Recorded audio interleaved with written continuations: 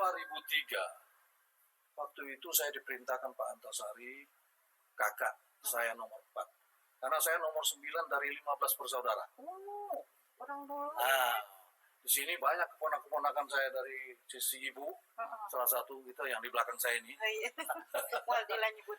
Nah, jadi kita itu waktu itu di tahun 2022 kalau nggak salah, ada reuni di Gedung Nasional. Di situ kita lihat Pak Mukti masih sekda, almarhum Mukti, menantunya Ibu Kamaria kan. Nah itu minta bahwa bagaimana sebaiknya. Waktu itu pemilihan masih DPRD. Saya cerita ini supaya orang tahu bahwa di dalam dunia politik atau pemilihan kepala daerah, ya, saya itu yang paling tua sekarang. Semua anggota dewan yang memilih saya kemarin itu sudah meninggal. Iya, benar. Ya, kecuali satu orang sekarang. 2. Tapi dia satu yang perempuan, istrinya Pak Fahri, siapa Pak? Elida. Nah, Elida itu adalah PBB yang mendukung saya. Suara PBB itu 8 kursi, 6 itu ke saya. Hanya Sawaluddin Matar karena dia ketua fraksi, dan Mahathir. Mahathir itu memang, itu dulu memang Pak Yusril kebetulan. Ya. Termasuk Pak Darmansyah dari Jakarta sebagai anggota DPR RI Komisi 8 ingin terlibat dalam pilkada. 2003 itu masih dipilih oleh DPRD, fraksi TNI terakhir sebelum pemilihan langsung. Saya perlu jelaskan ini supaya masyarakat tahu dulu ya, kenapa saya begitu aware. Bukan hanya ingin jabatan bupati, gak penting bagi saya. Yang penting bagi saya bagaimana memberi kontribusi sebesar-besarnya kepada kampung halaman yang tempat saya lahir. Itu yang penting kan. Nah, soal bahwa melalui bupati, melalui DPR itu urusan kedua. Ya. Nah, jadi 2003 itu dalam pemilihan itu sebelum diketok, itu semua orang sudah di Jakarta.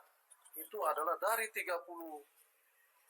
anggota dewan, itu 24 sudah ke saya.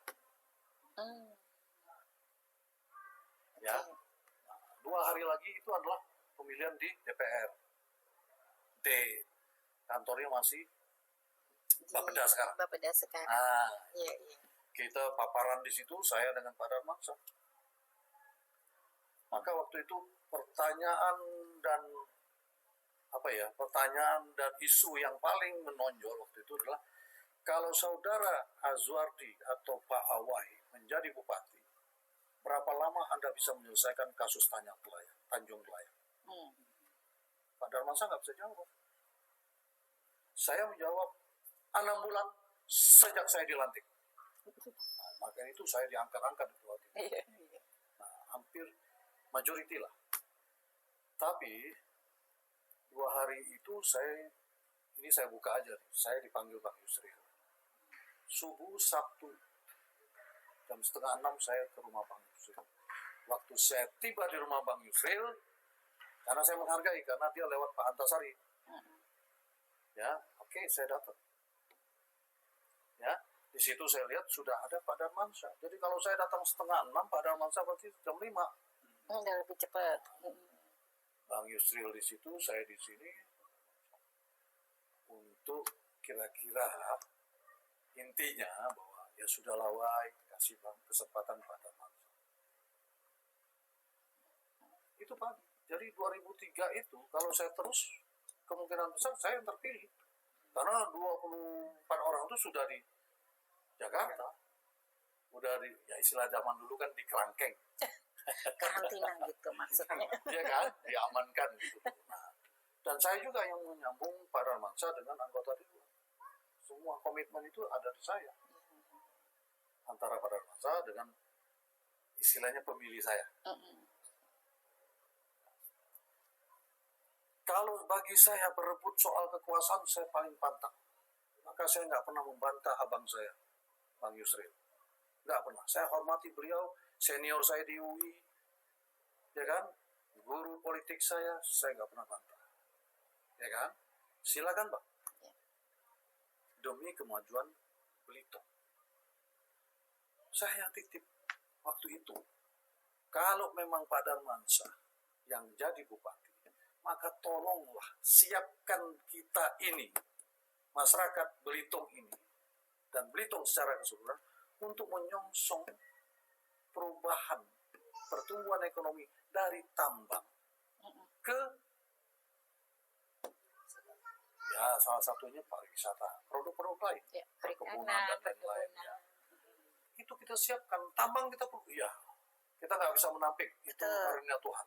Betul. Tapi bagaimana memanfaatkan hasil tambang ini untuk kita men-shifting menjadi kita siap dari non-tambang. Karena dua ini kan, pariwisata dengan tambang itu selalu bertolak belakang. Iya, Karena betul. masalah lingkungan. Iya. Nah, dua-dua ini harus kita manfaatkan secara bijak. Iya. Itu yang saya inginkan. Salah satu yang paling minor atau paling mikro, tolong nanti buatkan dermaga wisata di Tanjung Pelayan, supaya kawan-kawan yang ingin ke Pulau Lengkuas, kalau mau ke perahu jangan narik celana dulu, ya malu. Iya. Terus siapkan fasilitas dermaga.